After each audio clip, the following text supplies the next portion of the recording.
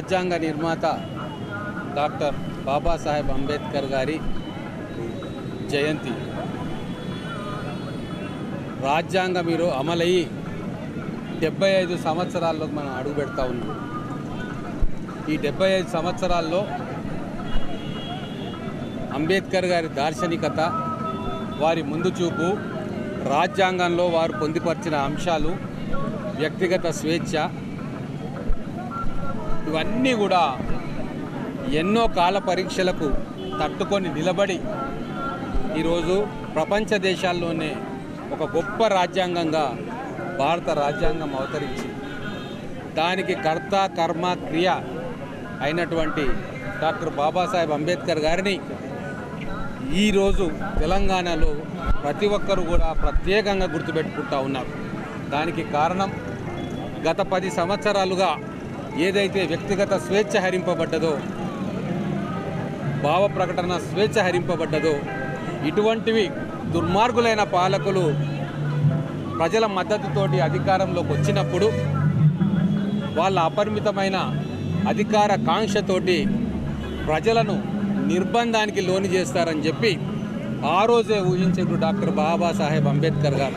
అందుకే ఆ రోజు రాజ్యాంగంలో ఆర్టికల్ 14, ఆర్టికల్ 19, ఆర్టికల్ 21 ఇవన్నీ కూడా చాలా ముందు చూపుతోటి భావి తరాలను రక్షించేటందుకు, భావి తరాలు భావ ప్రకటన స్వేచ్ఛ, ఇష్టమున్న కార్యక్రమాలు చేసుకునేందుకు, ఈ ఫెయిర్నెస్ ఇన్ ఎవ్రీథింగ్, అన్ని రంగాలలో కూడా సహజ సూత్రమైన న్యాయం జరగాలందరికీ అని చెప్పి ఆ రోజే ఊహించారు. స్వాతంత్రోద్యమ కాలంలో ఉన్న రాజకీయ నాయకులు భవిష్యత్తులో ఉండరు. దుర్మార్గులు, కిరాతకులు డబ్బుతోటి, అధికార బలంతో అధికారంలో కూర్చొని సామాన్య ప్రజలను వేధిస్తారు, వాళ్ళ వ్యక్తిగత జీవితాల్లో కూడా తొంగి చూస్తారు అని చెప్పి ఆ రోజే వారు ఊహించే ప్రజలకు రక్షణ కవచంగా ఆర్టికల్ 14, ఆర్టికల్ 19, ఆర్టికల్ 21 ఆ రోజు పొందుపరచడం జరిగింది. 75 సంవత్సరాల తర్వాత ఈరోజు గత పాలకులు చేసిన ఫోన్ ట్యాపింగు, ప్రజల జీవితాల్లోకి తొంగి చూసి బ్లాక్మెయిలింగ్లు, ఎక్స్టార్షన్లు, అరాచకాలు చేస్తూ ఉంటే ఆ రోజు పొందుపరిచిన అంశాలు ఈరోజు మా అందరికీ సామాన్య ప్రజలకు రక్షణగా నిలుస్తూ ఉన్నాయంటే వారి ముందు చూపుకు మనం అందరం కూడా చేతులెత్తి నమస్కారం చేయాలి.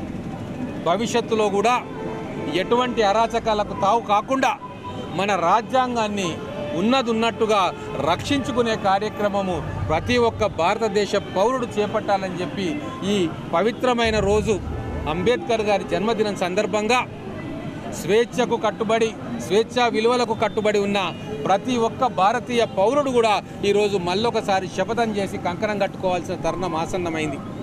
ఈరోజు రాజకీయ వాతావరణం చూస్తే మళ్ళీ ఒకసారి ఇప్పుడున్న ప్రభుత్వం అధికారంలోకి వస్తే, కేంద్రంలో వస్తే ఎటువంటి నిర్బంధకాండ అమలవుతుందో అనేది మనం చూసినాం. రాజ్యాంగాన్ని కూడా మార్చే ప్రయత్నం జరుగుతుందన్న విషయం కూడా మనం గుర్తుపెట్టుకొని, ఎవరైనా సరే, ఎంత పాపులర్ లీడర్ అయినా సరే ఒక నియంతగా మారుతున్నప్పుడు మనం ఓటుతోటి శిక్షించే హక్కును పేదవాడి నుంచి కోటీశ్వరుడి దాకా మన బాబాసాహెబ్ అంబేద్కర్ గారు మనకు రాజ్యాంగం ద్వారా హక్కు కల్పించిండు.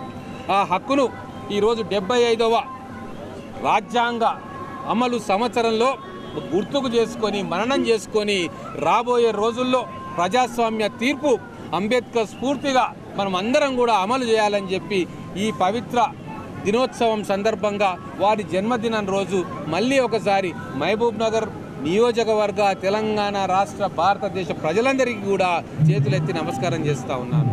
జై బాబాసాహెబ్ అంబేద్కర్.